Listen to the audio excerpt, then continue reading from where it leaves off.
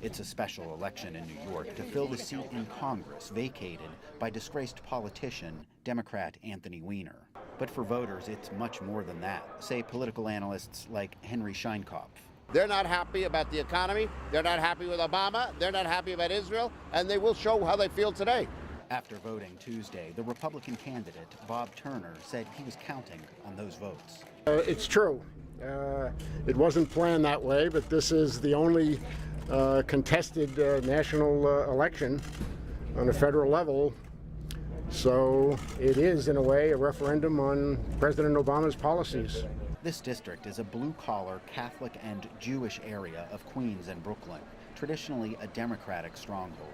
Democratic candidate David Weiner greeted residents at a subway stop Tuesday. I stand for traditional Democratic values. I want to preserve Social Security and Medicare. I want to cut the fat in the budget with a scalpel, not with a hatchet. Weiner was urging registered Democrats to get to the polls. Some of the challenges to let people know there's a special election. You know, obviously special elections traditionally have low turnouts. A Democratic loss here could be an embarrassment to the party. There are some people who say that should the Republican win, that Obama's in trouble. Well, here's the fact. If you can't win Catholics in Democratic New York City, where can you win Catholics? And if you don't win Catholics in the Midwest, you don't get reelected.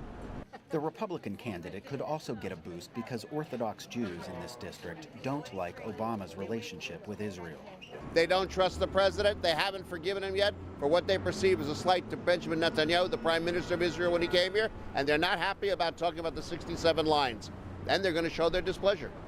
The Republican candidate agrees the election is partly about Israel. Rightly or wrongly, it is.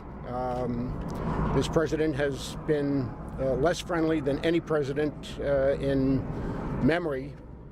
And I think today voters can call him to account for it. Those voting for Turner said they hoped the nation was watching. We voted for a change. We're tired of the same old, same old. It's just too much. Those voting for Weiner also spoke of change. We need changes to serious changes. The community is hurting, people are hurting, and we need people that are serious about and committed to doing their job. Polls indicate a slight edge for Turner, but it appears to be a close race. Ted Shaffrey, Associated Press, New York.